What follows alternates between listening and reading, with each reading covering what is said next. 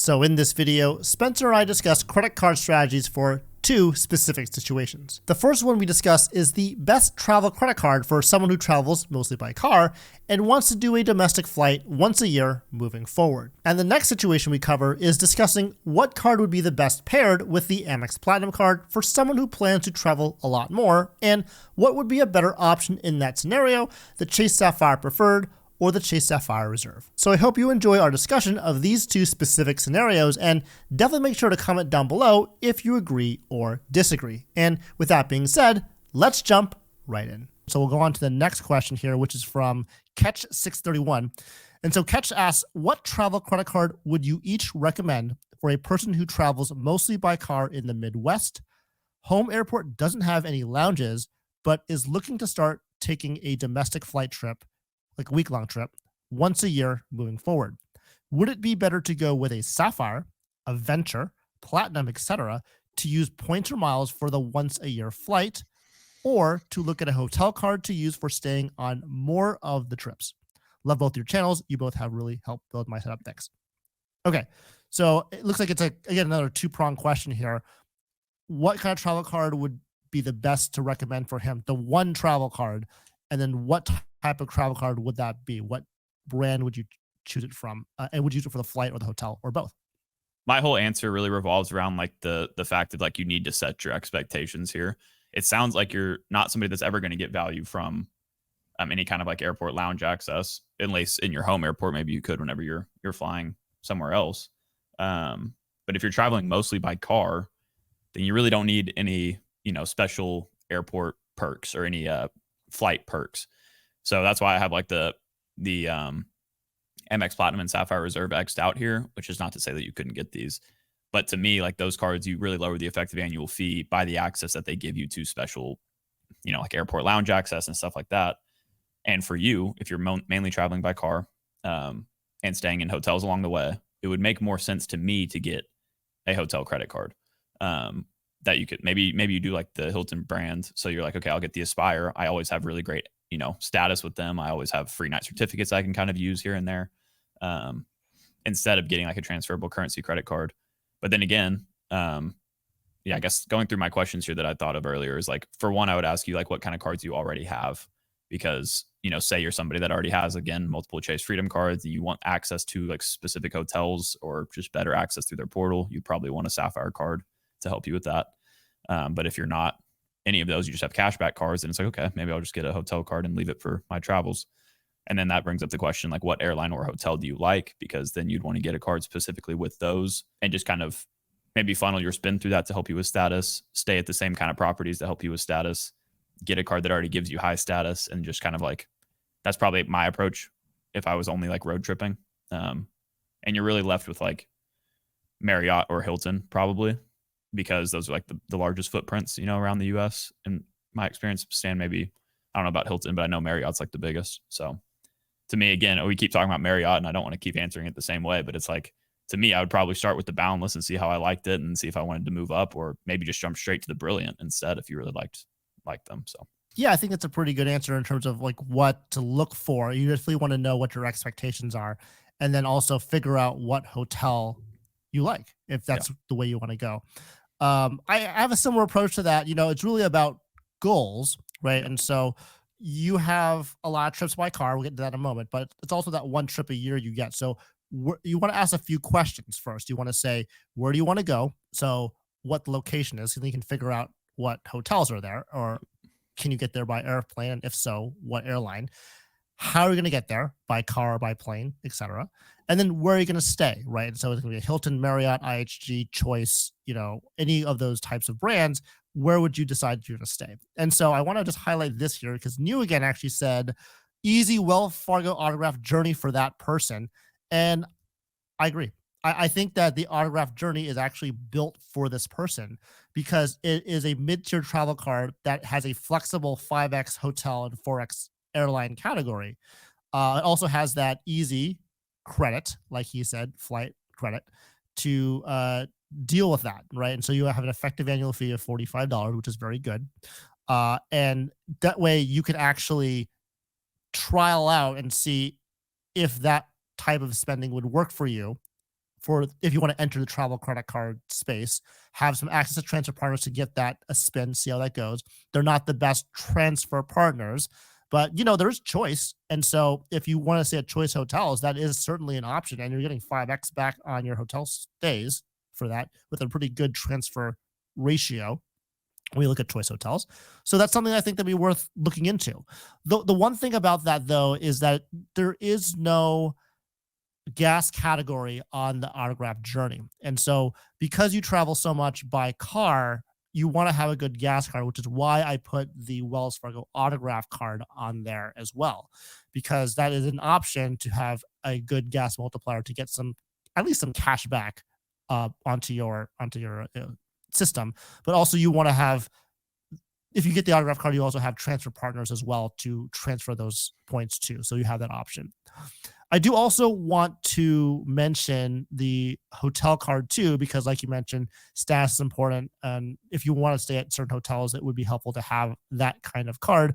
I think the Hilton Surpass card would be a good option too. It's a little bit higher at $150 annual fee, but because the hotel card, it has that $50 Hilton credit, you can use that for one of the quarters that you have it on, or when you travel, but then you can use the other quarters to, I think the gift card strategy is still pretty okay to use, and you can really liquidate that and get that value back from this card too.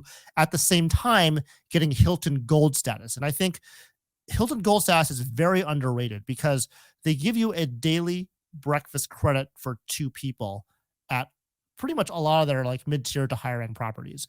And that is not to be underestimated, especially if you're staying there for a week at a time, because every day you're sitting or getting that daily breakfast credit, you're getting at least $50 of value if you have 2 people every single day. We got a lot of comments here, so I want to cover those too.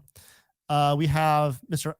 Albert Tam, who says, for the road guy, get the Wyndham Business Earner and Autograph Journey. So another Autograph Journey vote. But yes, the Wyndham Business Earner is a great card. I believe it has an elevated gas category, although it escapes me what that exact multipliers. I think it's 4%, but I cannot remember. It's higher than that. If it's 6%. It's I really thought good. It was like 8, dude. It's kind of crazy. Let me look at it. Oh, is it higher than that? Oh, wow. It's $8 points per dollar on hotels and gas. Hotels by Wyndham. That's solid. I didn't even think of that one. So definitely that business owner card, solid. New again agrees. Wells Fargo deal makes 100% sense. Luke's here in the chat. Road trip guy, cash back, no hotel loyalty, no transferable points, annual fees. I agree. I think Autograph would be a great way to do that because you have all those categories covered.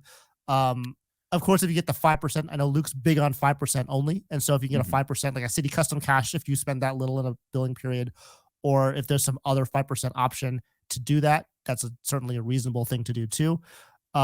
He also says that the cashback guy can book hotels through shopping portals and double dip as well. And Luke's really good at this. He had a video the other day about using his shopping portal for American Airlines to get a bunch of AA miles and status with AA without even flying AA. So if I don't know which video it is, I'll probably try to look for it later on, but that's definitely a video to check out if you haven't already.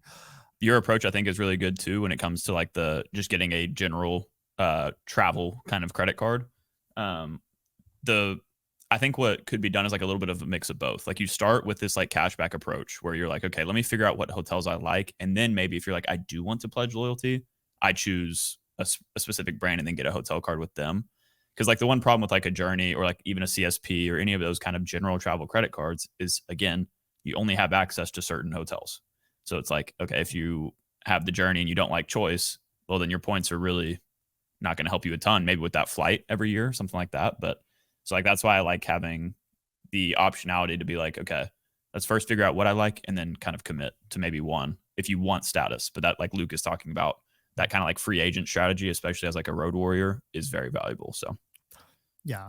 And I think that's definitely important to talk about too. You start with cashback and then you kind of start to build up to that with the entry level travel cards. And I think, we all talked about the Autograph Journey when it first came out. It's still kind of on its way. It's the 16th. So in about 4 days, it'll be available to everybody, but it is definitely meant to be an entry level travel card like the CSP. But I think it's actually a little bit better if you take each card kind of on its own in terms of multipliers. But if you Yeah. put them into a system like the CSP, the Chase Trifecta, the CSP is going to be better in that situation because their transport is Mhm. better and there's more ways to earn points.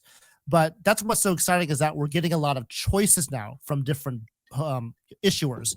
And so because of that, we can now choose and we can have the choice of getting a card that works best for us. So that's super exciting. Dalton asked, Stan and Spencer, do you believe the CSR is worth it for most people, or do you believe the CSP is a better value in my future setup? I plan to travel a lot more and plan on getting the CSP to use alongside an Amex CS or Charles Schwab Platinum card. Would you suggest something different, or would the setup work well together? So I think there's two questions here. The first is going to be, is the CSR worth it for most people, or the CSP a better value? And Spencer, you've done a lot of videos on this exact topic, and you have had both of these cards. I've had neither of these cards. So I want to hear from you specifically on that. The second question is going to be, do you think the Amex CS Platinum card is a good pairing with the CSP, or would you choose something else? I can help with that. So yeah, like Stan said, I've made full videos about this too. I went through the same exact thought process. So I made this little screen here just to kind of really outline the difference between the two cards. And there's a lot more than just this, but the fact of the matter between these two cards is if you want Chase Airport Lounge access specifically, well, okay, hold on. First of all, we'll just say between the Sapphire Reserve and Sapphire Preferred, you have lounge access in general with the priority pass and Sapphire lounges on the Sapphire Reserve versus no lounge access with the Preferred. If your only goal is to get your points out to travel partners and you never plan on using the portal, you don't want to get any airport lounge access, you don't need any of that, like you might have it on another card like you asked for the second part of the question, then the Sapphire Preferred is likely the better option. It gives you, like I said, access to the transfer partners at $95 a year. You can get way more value than that with even one redemption when it comes out to like how many points you save by transferring rather than using the portal. So to me, for most people, the Sapphire Preferred definitely makes more sense. I mean, obviously, I can't speak for your specific situation, everybody in the chat, but as for your second part of the question, you have the Amex Platinum, the Charles Schwab version. So you already have lounge access. So the real question, the only thing that the Sapphire Reserve is really going to give you is access to the Chase specific lounges. That's like all you don't really have with the Platinum card. And I guess the raised value in the portal. But really, other than that, you're already covered with the Amex Platinum card. So it's like, do you value? Well, first of all, Sapphire Reserve has a $550 annual fee, and it has a $300 annual travel credit. So that knocks your effective down to $250. So do you value Chase Lounge access at $250 or more a year? Is basically what you're looking at in your specific case, already having a Platinum card. And that's really a question that only you can answer. For me, like I've used it quite a bit and I've probably gotten that much value from it, especially when I bring my buddies with me and I can bring two people in and we can all eat and drink together and stuff, it gives you a lot of money back. If you would have paid for that beforehand is another question. Does that lower the effective annual fee? Technically not, maybe, but I do think that it's very valuable. If you're only looking at the Chase ecosystem, the reason I upgraded to the Reserve was mainly for those added travel benefits. And I didn't have any other card that gave me any travel benefits besides the Venture X. And the Venture X only gives me, I guess, the Priority Pass and the Capital One lounges. I have a Chase lounge in my Austin airport. So I was like, I want the Reserve for that to at least try it. And so far, I'm getting positive value from it. But that is very specific to me because I have access to one of those lounges. Yeah, I mean, I think I like what you said about it kind of depends, because for all of these types of questions, it really does depend. But you did break it down to a section where it's the Chase Sapphire Preferred is better if you're just looking for access to transfer partners, as opposed to Chase Sapphire Reserve gets you a lot of the good value if you want to have lounge access. And it has very powerful lounge access. Or if you want to have the 1.5 cent per point in the travel portal, that's all important. And of course, you have to not forget about the Sapphire lounges that only the Sapphire Reserve card can get you, but also the Ritz-Carlton card. So that's something to think about too. So if you don't have access to the Ritz-Carlton card, your only way in is going to be the Sapphire Reserve card. And so that's something to think about when you make the decision between lounge access versus no lounge access. As for what I think, I guess I'll kind of tackle the second question, and you can add in something if you'd like to, Spencer. Is this Amex Platinum and the Chase Sapphire Preferred a good pairing? And it does go back to the transfer partner issue, but I think when you think of a card like the Amex Platinum, you obviously want to see all the things you get with the lounge access, with the transfer partners, but it's also 5x on flights for your multiplier. That's really the only thing you get. So you're really missing out on a lot of the other travel multipliers on the card that should be on a travel card. For example, hotels, car rentals, cruises, or any kind of transit category. And so I think if you were to pair that with the Chase Sapphire Preferred, which does have an elevated multiplier for that, it's only 2x. And so is it bad? No. Is it great? No, either. So I think the next step would be, well, is there a way to get a better travel multiplier for that travel category that's not flights? And so these are some options here that you can think about. There's the Chase Sapphire Reserve, which does get you the 3x category. And of course, that gives you the options to cover the travel category in all the different areas, not just travel, but transit too. If you want to pound out spend on the green card, you could do that. And then you can get that 3x travel and transit category, which you now have broad coverage of all the travel multipliers that you could think of while getting higher multipliers on the MR points, getting that bank to be higher. So that'd be better too. There's also the Venture X option, which, that one will give you different lounge access from the Platinum card. For example, the Capital One lounges, and also give you a nice 2x flat multiplier. Doesn't necessarily do the best thing with travel multipliers or categories. But if you want to use the Capital One travel portal, you'd have that option to get that higher multiplier too. I do also put the Bonvoy Boundless card here just as an example, not necessarily saying it's the best one, but if you have a hotel brand you like more than another, you can consider supplementing the Platinum card with a hotel credit card that has a higher multiplier. So you can use that when you stay at those hotel chains. So you stay at Hilton's a lot, consider the Aspire or the Surpass. Stay at Marriott's, consider the Boundless or the Brilliant. Those sorts of pairings can be really helpful. But I think the Platinum and the CSP is not the best pairing in my opinion. But what do you think about that, Spencer? Yeah, I think I like how you kind of took it from the aspect of earning categories as well. Like I don't even honestly think about that with the luxury travel cards because all of them are pretty bad when it comes to earning categories. Like I think of them as really being benefits cards, like you've talked about as well, like having a benefits setup as well as like a core credit card setup or like an earning setup. So like for me, I didn't even consider that in my thought process really.